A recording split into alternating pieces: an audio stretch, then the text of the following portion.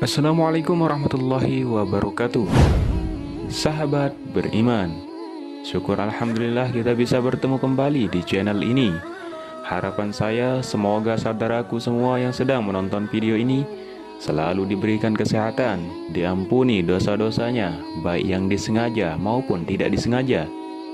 Dan semoga kita selalu dalam lindungan Allah dan selalu dalam petunjuknya. Amin ya rabbal alamin. Salawat dan salam semoga tercurahkan kepada baginda Nabi besar Muhammad sallallahu alaihi wasallam. Allahumma salli ala sayyidina Muhammad wa ala ali sayyidina Muhammad.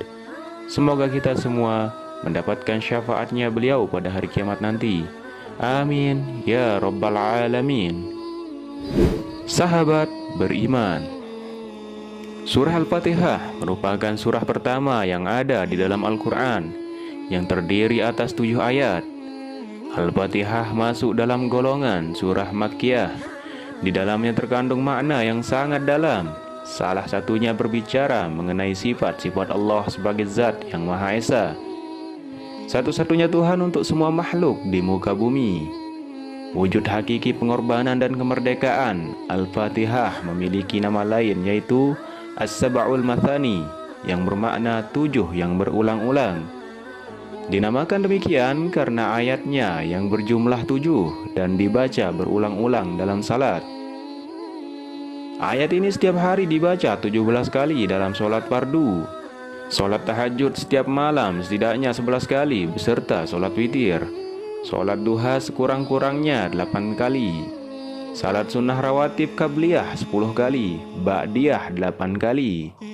Jika ditotal, sekurang-kurangnya dalam sholat fardu dan sunnah 54 kali sehari semalam. Al-Fatihah dibaca oleh kaum muslimin dan muslimat di seluruh dunia. Selain dibaca saat sholat, surah Al-Fatihah juga memiliki manfaat jika dibaca untuk diri sendiri. Dari tafsir surah Al-Fatihah oleh Idrus Abidin, berikut ini manfaat membaca surah Al-Fatihah untuk diri sendiri. Yang pertama, membuat jin dan setan marah.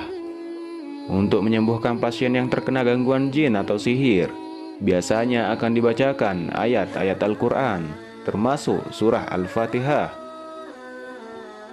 Jin dan setan akan merasa panas dan tersiksa, hingga akhirnya mereka keluar dari tubuh pasien. Dalam sebuah riwayat disebutkan bahwa iblis menjerit ketika diturunkannya surah Al-Fatihah. Seorang ulama besar bernama Imam Mujahid berkata, ketika turun surah Alhamdulillahirrabbilalamin, iblis mengalami kesusahan yang teramat besar. Ia berteriak sekeras-kerasnya dengan teriakan kesedihan dan mendengus panjang.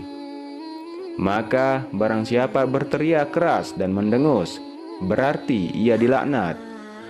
Hadis riwayat Ibnu Ad-Duraisi dalam Fadail Al-Quran. Yang kedua, ruqyah diri. Al-Fatihah juga disebut dengan nama Ar-Ruqyah atau jampi berdasarkan sebuah riwayat yang menjelaskan bahwa seorang sahabat pernah mengobati kepala suku Sayyidul Qaum yang disengat binatang. Beliau membacakan Ummul Kitab surah Al-Fatihah. Ketika hal itu ditanyakan kepada Rasulullah, beliau justru balik bertanya, "Dari mana kamu tahu bahwasanya Al-Fatihah itu adalah jampi?" Hadis riwayat Bukhari. Yang ketiga, sebagai obat. Berkaitan dengan penyembuhan penyakit, Al-Fatihah disebut pula dengan nama Asy-Syafiyah, penyembuh berdasarkan hadis Rasulullah. Fatihatul Kitab surah Al-Fatihah merupakan penyembuh segala penyakit. Hadis riwayat Ad-Darimi. Yang keempat, dijauhkan dari perilaku buruk. Surah Al-Fatihah juga bisa mencegah seseorang melakukan atau diperlakukan secara buruk, sebagaimana tertulis dalam surah Al-Ankabut ayat 45 yang artinya, "Bacalah kitab Al-Quran yang telah diwahyukan kepadamu Muhammad, dan laksanakanlah solat. Sesungguhnya solat itu mencegah dari perbuatan keji dan mungkar. Dan ketahuilah mengingat Allah, salat itu lebih besar keutamaannya daripada ibadah yang lain. Allah mengetahui apa yang kamu kerjakan." Quran Surat Al-Ankabut ayat 45. Sahabat beriman, Lalu, bagaimana cara menghadiahkan surah Al-Fatihah untuk diri sendiri? Berikut ini cara menghadiahkan surah Al-Fatihah untuk diri sendiri yang dapat diterapkan dalam kehidupan setiap hari. Yang pertama, ucapkan salam kepada diri sendiri.